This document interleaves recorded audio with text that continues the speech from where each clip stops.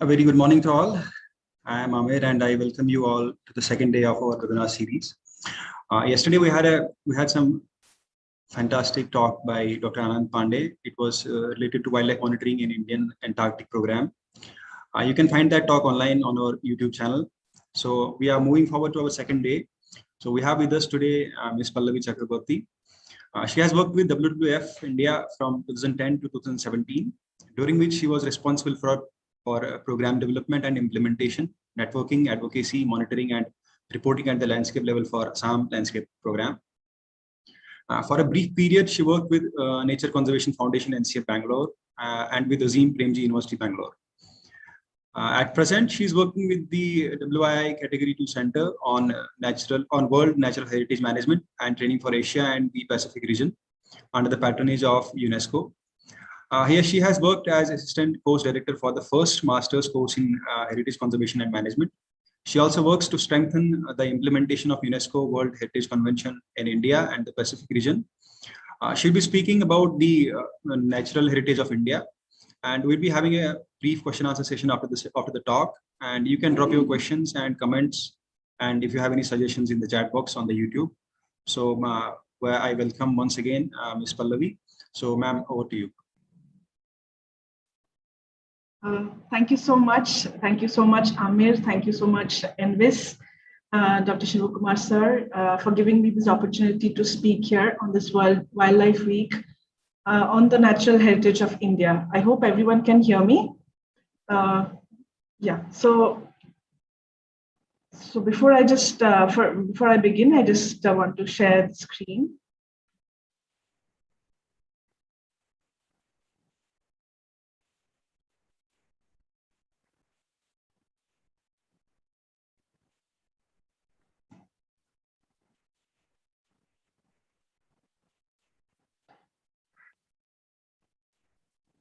So heritage is a legacy from the past, what we live with today and what we pass on to the future generations. Our cultural and natural heritage is an irreplaceable source of life and inspiration. This is a quote from the UNESCO World Heritage Center. As you all know, India has a rich wealth of natural heritage. And today I'm going to talk to you about what the World Heritage actually means and what it means for India. After the World War II, United Nations called for an international response to extensive destruction of heritage in two world wars. Parallelly, there was work going on cultural property and nature conservation, respectively. There were these world leaders who were working on the aspects of culture and nature protection simultaneously. During the 1960s, during the industrial development and revolution, the creative solutions and innovative approaches for nature conservation and protection were being sought after. So all these developments were going on, and in the Stockholm summit in 1971, there was during the preparatory meeting of the United Nations Conference on the Human Environment in Sweden, 3 draft texts were submitted by UNESCO, IUCN, and the United States of America simultaneously. The UNESCO draft was on the Convention concerning the international protection of monuments, groups of buildings, and sites of universal value. The IUCN draft was on the Convention on the Conservation of World Heritage, meaning natural and cultural world heritage. And the United States of America presented their convention on the establishment of a World Heritage Trust. The result of the summit was that in 1972, the Stockholm summit was endorsed and negotiated for a World Heritage Convention. Thus came the World Heritage Convention adopted by UNESCO on 16th November 1972, where the world cultural and natural heritage properties were discussed and some sites were selected. In 1975, this convention came into force in December, In 1976, the first General Assembly of the member states, that is, it's called state parties, the member countries of the convention which signed the convention, took place in 1976. And in 1978, the first lot of 12 sites were inscribed in the list. So what is this all about? What is this convention all about? What does it say? In the convention, it says that heritage is of outstanding interest and therefore needs to be preserved as part of common heritage of mankind as a collective whole. It's a single document which links nature conservation and cultural preservation.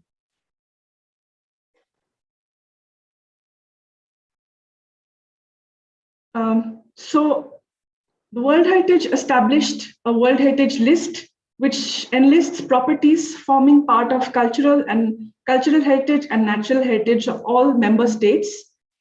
Each state party has an inventory of cultural and natural heritage properties on its territory, which may be suitable for inclusion on the World Heritage list. The World Heritage Convention defines criteria on the basis of which a property belonging to cultural and or natural heritage may be included in the list. How is a property inscribed in the World Heritage List?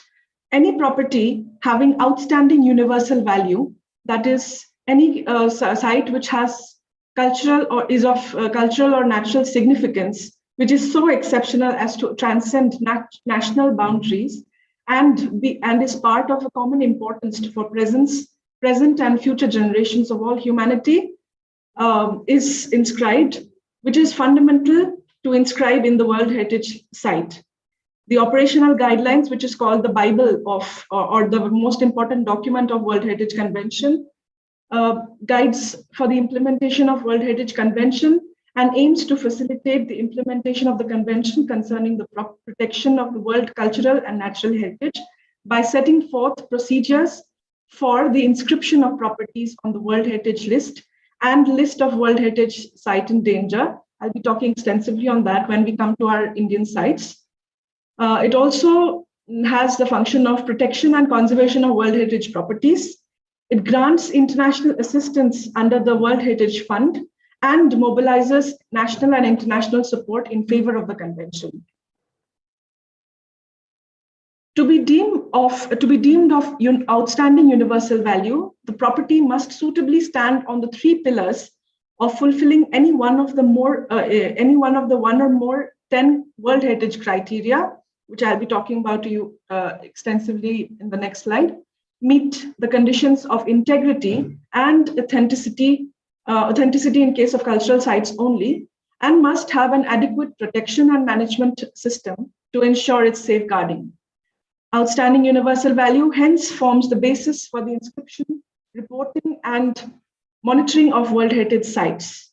The focus of OUV, or Outstanding Universal Value, has raised new perspectives on how we monitor and report under the three pillars. From the criteria, the lack of knowledge of certain values within the OUV and their condition and trend can be determined. For integrity, the focus can be on most on the threats to the integrity and use of spatial analysis of values and threats to examine integrity across the property and the overall management of the site. Now you can see there are different categories of World Heritage properties which can be listed. Cultural heritage properties are those consisting of either monuments, which could be architectural works of monumental sculpture and painting, elements or structures of an archaeological nature, inscriptions, cave dwellings, and combinations of features which are of outstanding universal value from the point of view of history, art, or science.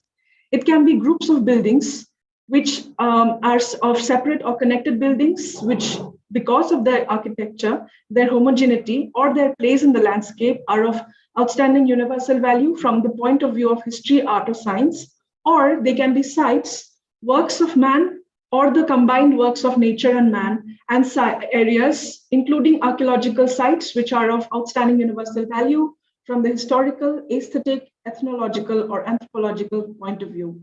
Coming to natural heritage properties, these are natural features consisting of physical and biological formations or groups of such formations, which are of outstanding universal value from the aesthetic or scientific point of view, geological and physiographical formations and precisely delineated areas which constitute the habitat of threatened species of animals and plants of outstanding universal value from the point of view of science or conservation, or they can be natural sites or precisely delineated natural areas of outstanding universal value from the point of view of science, conservation, or natural beauty.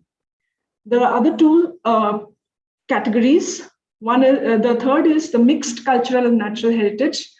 These are properties which shall be considered as mixed cultural and natural heritage if they satisfy a part or whole of the definitions of both cultural and natural heritage. And the last but not the least of the property is our cultural landscapes, where they are represented by combined works of nature and man.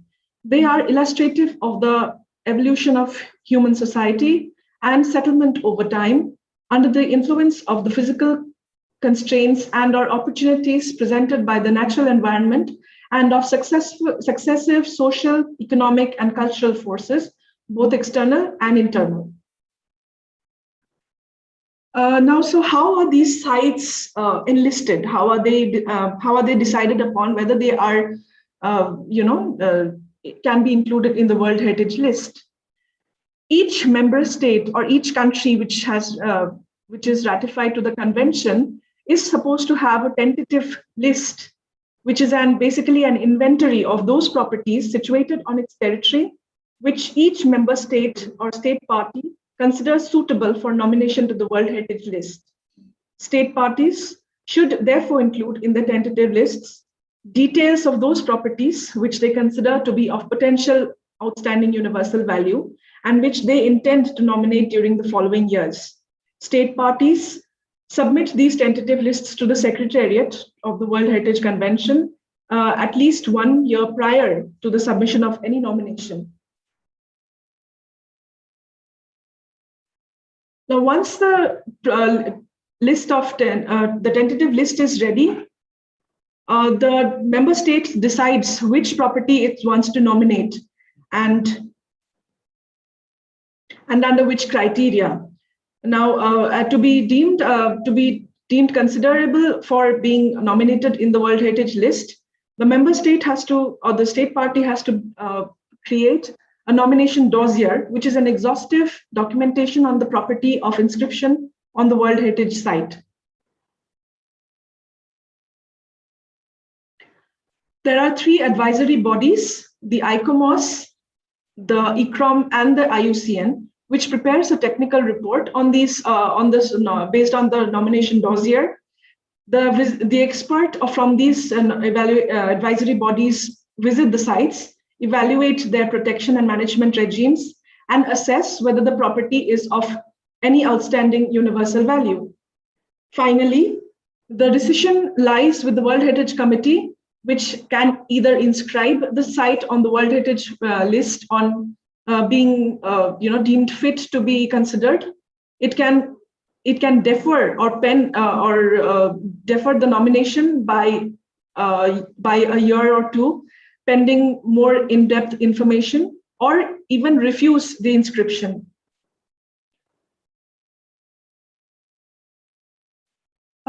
So there are, I was talking about the about the criteria. There are 10 or 1 to 10 criteria, either of which should be able to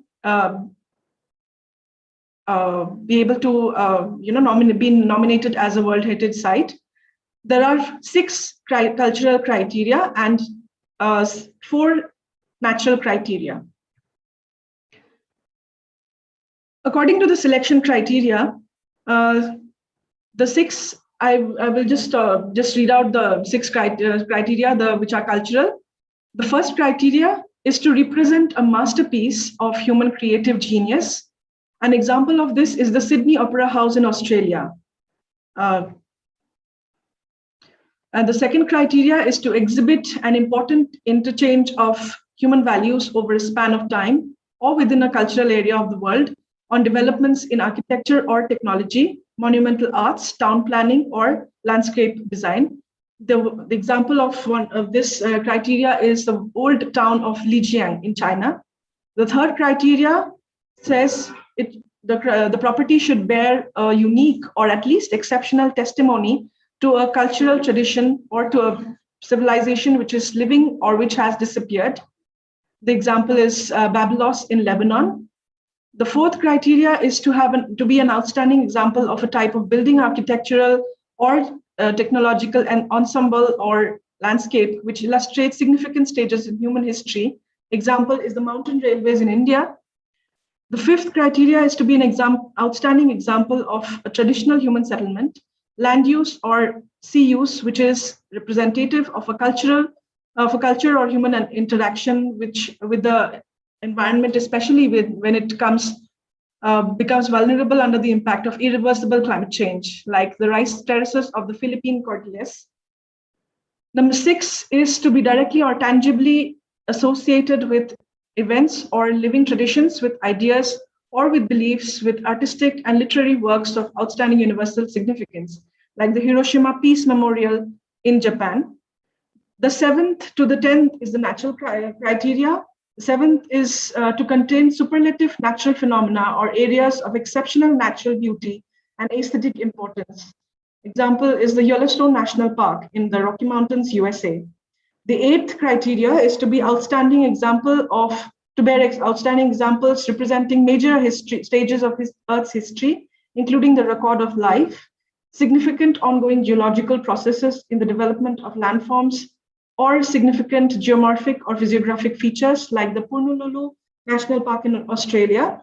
The 9th criteria is to be outstanding example of significant ongoing ecological and biological processes in the evolution and development of terrestrial, freshwater, coastal, and marine ecosystems and communities of plants and animals, like in Kinabalu National Park, Malaysia. And the 10th and last criteria is to contain the most important and significant natural habitats for in situ conservation of biological diversity, including those containing threatened species of outstanding universal value from the point of view of science or conservation. That is an example of Sichuan giant panda sanctuary in China. Now, in the world, there are about 1,154 total World Heritage properties, out of which 42 are transboundary, 52 are in danger, which are represented by the red dots.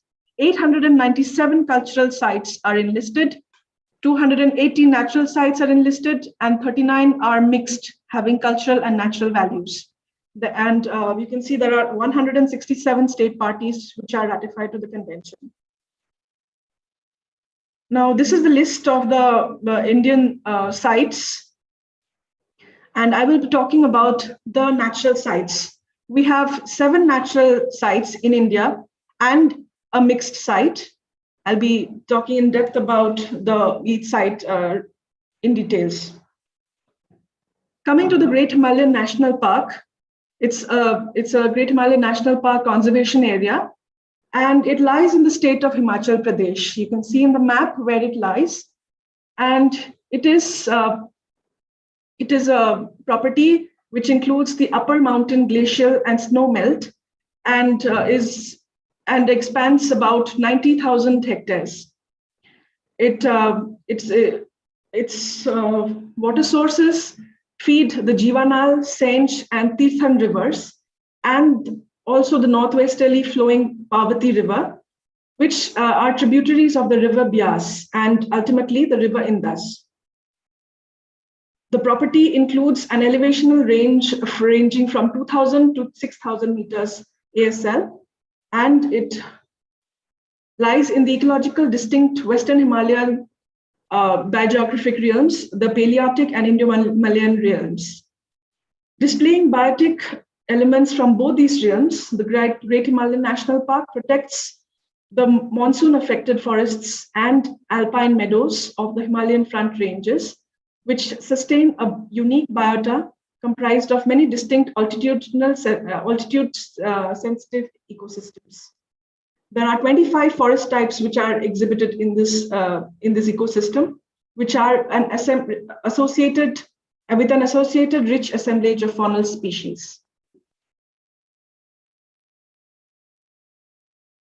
The Great Himalayan National Park falls in the World Heritage Site because it falls in the criteria 10, where its location in the Western Himalayan temperate ecoregion helps it to shelter around 805 vascular plant species, 192 species of lichen, 12 species of liverwort species, and 25 species of mosses. There are about 31 endangered mammals, 209 species of birds, 9 amphibian species, of which 4 globally threatened mammal species are inhabit the ecoregion, among which the western tragopan and musk deer are the most notable. When we come to the integrity of the site, the property is of sufficient size to ensure the natural functioning of all ecological processes. Its rugged topography and inaccessibility, together with its location within a much larger ecological complex of protected areas, ensures its integrity. A 26,000 hectare buffer zone known as the eco zone is defined along the southwestern side of the boundary, which helps in its protection. And though very least threatened, but human settlements and hydropower development could pose potential threats to this property. But this is one of the most well-protected and beautiful sites of our country. Coming to the second site, it's the Kaziranga National Park, which is located in the state of Assam.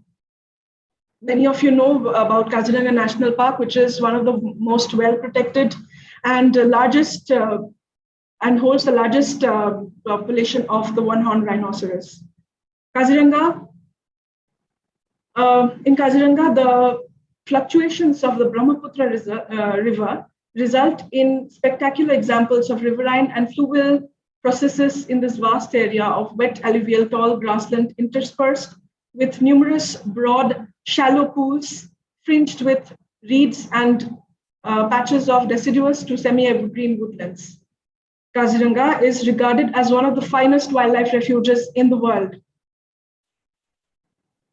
This site fulfills the criteria 9 and criteria 10 of the OUV.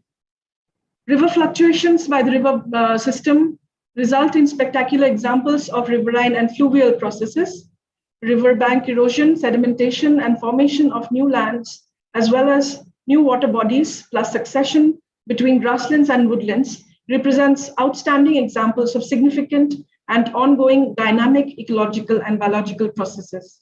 Wet alluvial grasslands occupy nearly 2/3 of the park and are maintained by annual flooding and burning. These natural processes create examples of habitats which are also responsible for a diverse range of predator and prey relationships. Under criteria 10, Kaziranga was inscribed for being the world's major stronghold of the Indian one-horned rhinoceros, having the single large population of the species. Now it's close to 3,000 animals. The property also provides habitat for a number of globally threatened species, including tigers, elephants, water buffaloes, gores, eastern swamp deer, swamper, hog deer, capped langur, hula gibbon, and sloth bear. Its location at the junction of the Australasia and Indo-Asian flyway means that the park's wetlands play a crucial role for the conservation of globally threatened migratory species. Coming to the integrity of the park, Kaziranga's perimeter is adjacent to human settlements on 3 sides, which poses challenges in the protection of the site. However, due to its protection and management regimes, which is governed by the Indian Wildlife Protection Act 1972 and Indian Forest Act 1927 and the Assam Forest Regulation 1891, the park receives maximum protection and legally managed by the management plan.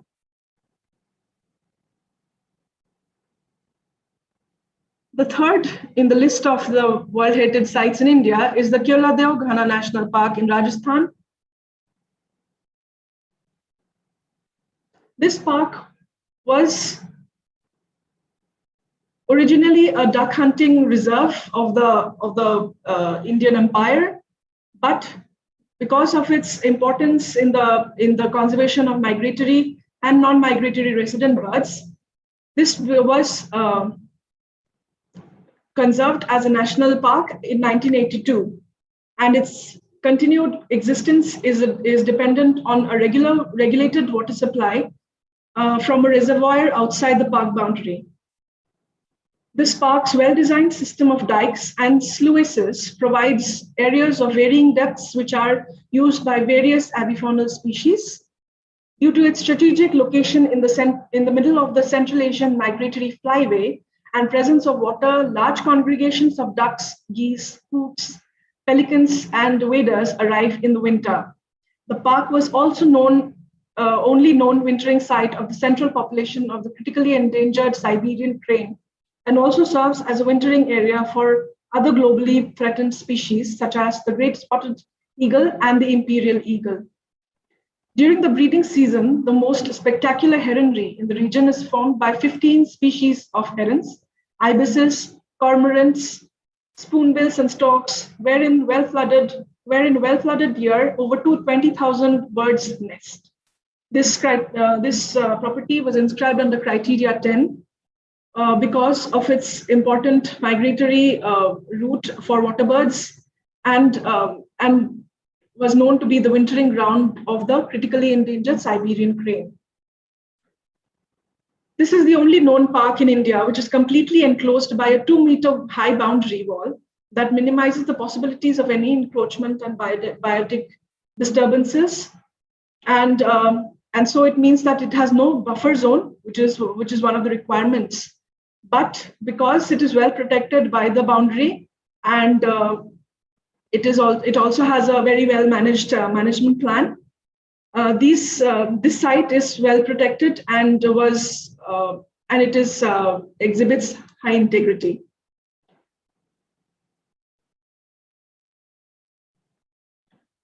Coming to the fourth site, which is the Kanchenjunga National Park in Sikkim. This exhibits one of the widest altitudinal ranges of any protected area worldwide, ranging from 1,220 meters to 8,586 meters, and covers nearly 1,78,400 hectares, and comprises a unique diversity of lowlands, steep-sided valleys, and spectacular snow-clad mountains, including the world's third highest peak, the Mount Kanchenjunga. Numerous lakes and glaciers, including the 26-kilometer-long Zemu Glacier, dot the barren high altitudes. The property falls within the Himalayan global biodiversity hotspot and displays an unsurpassed range of subtropical to alpine ecosystems. It is mentioned that it is a mixed property, meaning that it has both cultural and natural criteria, which it surpasses. Mount Kanchenjunga and many natural features within the property and its wider setting are endowed with deep cultural meanings and sacred significance, giving form to the multi-layered landscape of Kanchenjunga, which is sacred as a hidden land both to Buddhists and the Lepchas in Sikkim, representing a unique example of coexistence and exchange between different religions, traditions, and ethnicities, constituting the base for Sikkimese identity and unity. There are 4 criteria under which this property was inscribed. Criteria 3, wherein the property with Mount Kanchenjunga and other sacred mountains represents the core sacred region of the Sikkimese and synchronistic religious and cultural traditions, and thus bears unique witness to the coexistence of multiple layers of Buddhist and pre-Buddhist sacred meanings in the same region, with the abode of mountain deity on Mount Kanchenjunga. The criteria 6, wherein The national park is at the heartland of a multi-ethnic culture which has evolved over time, giving rise to a multi-layered syncretic religious tradition which centers on the natural environment and its notable features. This kinship is expressed by the region surrounding the Mount Kanchenjunga being revered as Mael Liang by the indigenous peoples of Sikkim and as Beul or sacred hidden land in Tibetan Buddhism. The scale and grandeur of the Kanchenjunga Massif forms the basis for it being inscribed under criteria 7, where its numerous peaks within the national park are extraordinary and contribute to a landscape that is revered across several cultures and religions and is aesthetically very unique. And the last criteria, the criteria 10, where the location of the park in the Central Asian mountains covers 25% of the park, and a remarkable assemblage of biodiversity can be seen here. 6 species of cat species like the leopard, the clouded leopard, the snow leopard, the jungle cat, golden cat, leopard cat can be found in this park. There are other flagship species like the jackal, the Tibetan wolf, red panda, goral, blue sheep, and Himalayan tar, mainland serow, 2 species of musk deer, and the parti-colored flying squirrel are among the few species which are found here. Kanchenjunga has an adequate size to sustain the complete representation of its outstanding universal value. The park was established in 1977 and comprises of a buffer zone of 114,712 hectares. It also contains its authenticity criteria, wherein the cultural attributes within the property of the property has been preserved. It has a very well-defined management plan by which its protection and management is handled by the Sikkim Forest, Environment and Wildlife Management Department. Next, we come to another natural site, the Manas Wildlife Sanctuary. Manas Wildlife Sanctuary is situated in the state of Assam, and it's a biodiversity hotspot and covers around 39,100 hectares. It spans the Manas River and is bounded to the north by the forests of Bhutan. It comes under the criteria 7, 9, and 10 of the World Heritage Convention, wherein the Manas is recognized not only for its rich biodiversity, but also for its spectacular scenery and natural landscape. Under criteria 10, the Manas Beki River system is the major river system flowing through the property and joining the Brahmaputra River further downstream. These and other rivers carry an enormous amount of silt and rock debris from the foothills resulting from heavy rainfall, fragile nature of the rock, and steep gradients of the catchments. This leads to the formation of alluvial terraces comprising deep layers of deposited rock and detritus overlain by sandy loam and a layer of humus represented by harbor tracts in the north. The territe tract in the south consists of fine alluvial deposits. The underlying pans under the water table lies near to the surface. Under criteria 10, the sanctuary provides habitat for 22 of India's most threatened species of mammals, 42 species of amphibians, and 500 species of birds, among which the tiger, the endemic pygmy hog, the hispid hare, the golden langur, as well as the endangered Bengal florican find refuge. The property is a wildlife sanctuary with a focus on maintaining the integrity of the property as a natural area. It forms a core of the larger national park, the boundaries of which are clearly demarcated and supervised. Manas Wildlife Sanctuary is buffered on the north by the Royal Manas Bhutan National Park, Bhutan, and on the east and west effectively by the Manas Tiger Reserve.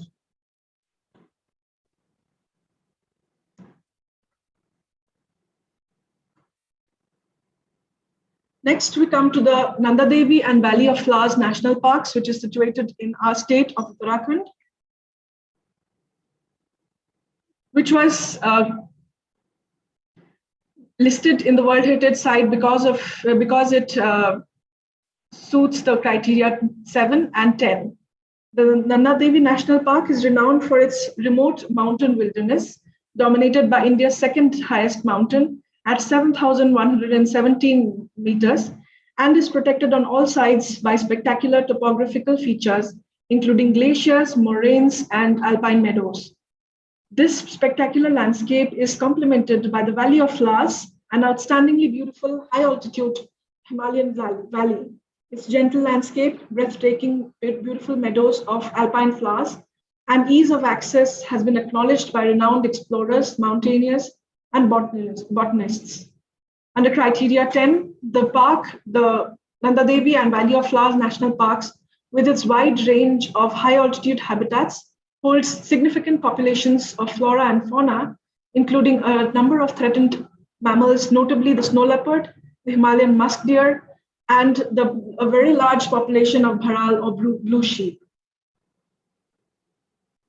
These parks are naturally well protected due to their remoteness and limited access.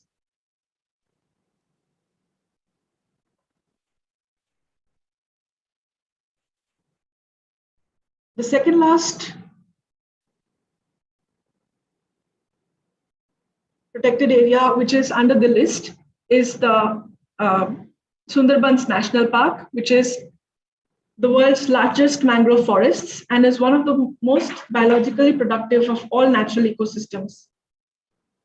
This park was designated under criteria 9 and 10 of the World Heritage OUB. The Sundarbans is the largest area of mangrove forest in the world and the only one that is inhabited by the tiger. The land area in the Sundarbans is constantly being changed, molded, and shaped by the action of the tides, with erosion processes more prominent along estuaries and deposition processes along the rivers of inner estuarine waterways, influenced by the accelerated discharge of silt from seawater. Its role as a wetland nursery for marine organisms and as a climatic buffer against cyclones is a unique natural process. Under criteria 10, the mangrove ecosystem of the Sundarbans is considered to be unique because of its immensely rich mangrove flora and mangrove associated fauna. Some 78 species of mangroves have been recorded in the area, making it the richest mangrove forest in the world. The Sundarbans support a wealth of animal species, including the Irrawaddy and Ganges river dolphins. The site also contains an exceptional number of threatened reptiles, including the king cobra and significant populations of the endemic river terrapin, which was once believed to be extinct.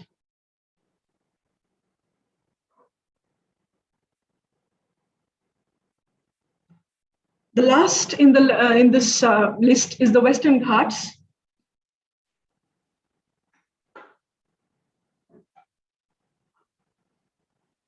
Which are internationally recognized as a region of immense global importance for the conservation of biological diversity. This site is a serial site which actually encompasses 6 states of the state of Kerala, Tamil Nadu, Karnataka, Goa, Maharashtra, and Gujarat. And these mountains cover an area of around 140,000 square kilometers in a 1,600 kilometer long stretch that is interrupted only by the 30 kilometer Palghat Gap at around 11 degrees north.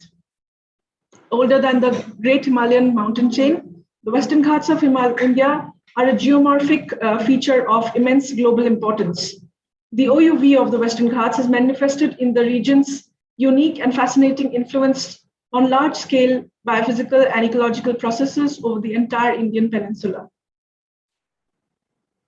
The Western Ghats was inscribed under criteria 9, wherein this region demonstrates speciation related to the breakup of the ancient landmass of the Gondwana land in the early Jurassic period by the formation of India into an isolated landmass and the Indian landmass being pushed together with Eurasia. Criteria 10, under the criteria 10, the Western Ghats contain exceptional levels of plant and animal biodiversity and endemicity for the continental area. Around 54% of the tree species which are found, 650 tree species which are found in Western Ghats is endemic. Around 65% amphibians are found in the Western Ghats is endemic, and of the 157 reptile species, 62% is endemic.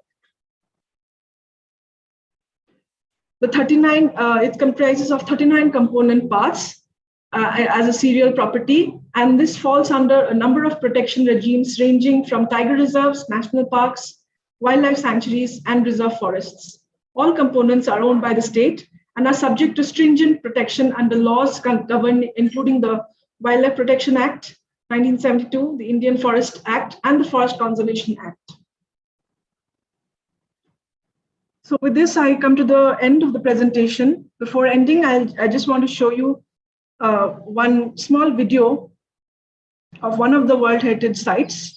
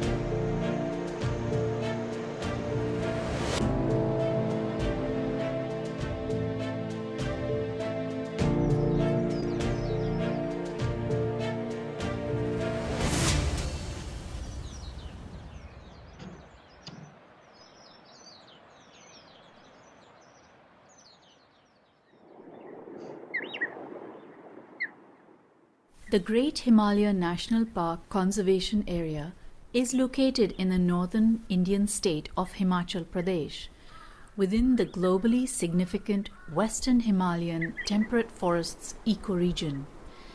It is part of the Himalayan biodiversity hotspot.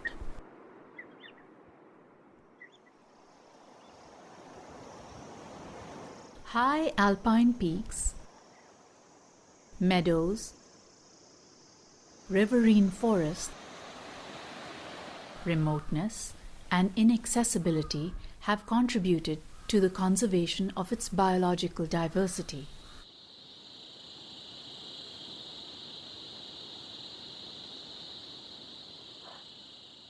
The 90,540 hectare area includes the glacial and snowmelt origins of the westerly flowing Jiwa Nal,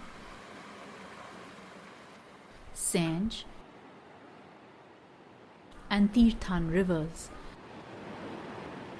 and the northwesterly flowing Parvati River, which are headwater tributaries to the Beas River and subsequently the Indus River. The area encompasses the catchment of water supplies vital to millions of downstream users.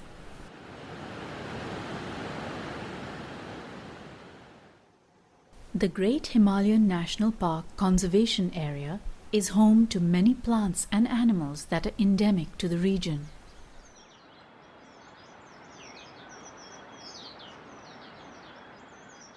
Distinct broadleaf and conifer forest types form a mosaic of habitats within the steep terrain.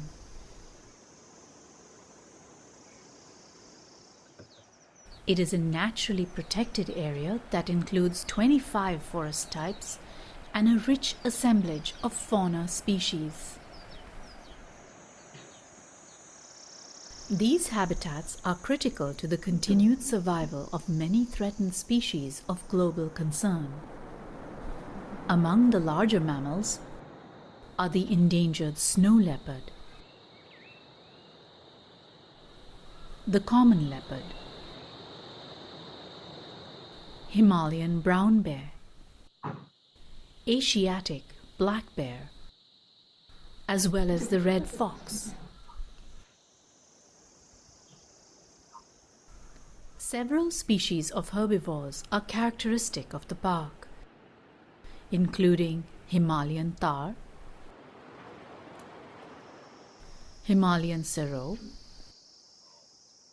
Himalayan Goral, Bharal or blue sheep, and the endangered Himalayan musk deer. The area is part of BirdLife International's Western Himalaya Endemic Bird Area, with over 200 species of birds, including raptors, finches, and minivets.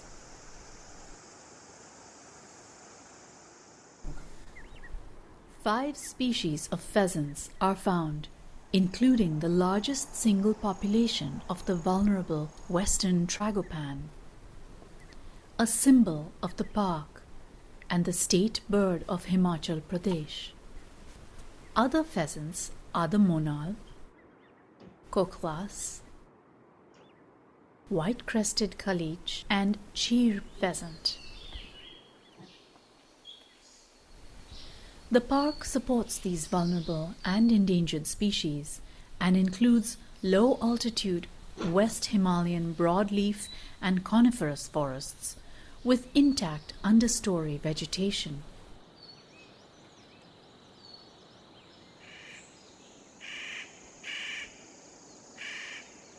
Supporting a high biodiversity of bird and mammal species,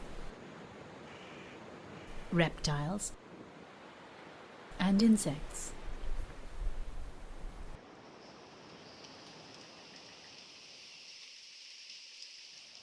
The area is home to 805 vascular plant species, 192 species of lichen,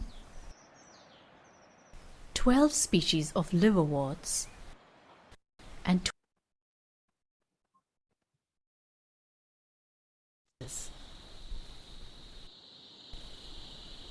the significant habitats and species for in situ biodiversity conservation led to the area being declared as a UNESCO World Heritage Site.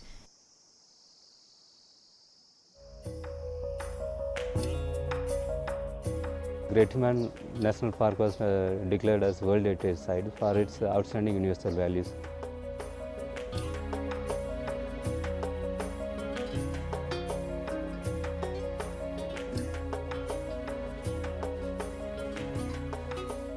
We applied to the UNESCO World Heritage Committee during 2011, and there were monitoring teams, different teams of World Heritage Committee visited this park so many times, and they evaluated this park under the category number 10.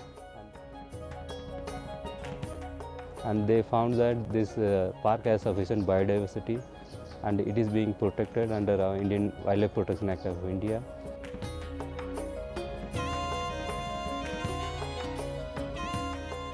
And it is having good conservation values.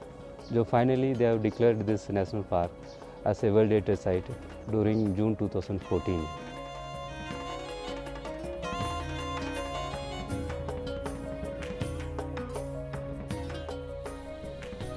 In a changing planet, this remote and beautiful region can serve as a biodiversity treasure for our future generations.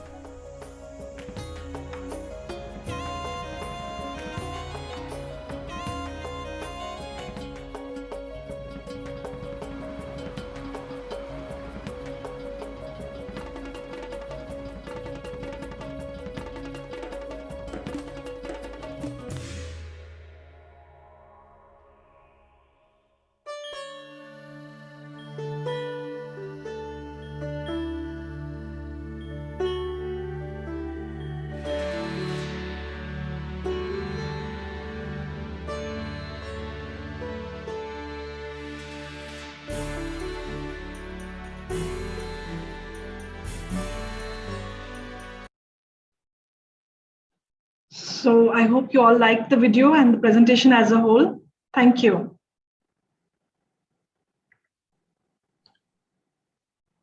Thank you very much, ma'am. So we'll just check the YouTube link. So if you have any comments, suggestions, or questions, so yeah. Yeah, I think we don't have any questions. So that would mean that we have to conclude the session. So thank you very much, ma'am, for a wonderful presentation. We had a dive in the natural heritage sites of India and world. We got to know about the natural, cultural, and mixed landscapes or sites, the selection criteria for the inclusion in World Heritage Sites. We heard about the 7 natural heritage sites of our country and how these sites are very crucial for the landscape conservation of biodiversity in our country. And thank you very much for your time, ma'am, again. And I would like to thank MOFCC and Director of Wildlife Ministry of India, Dehradun, for their support.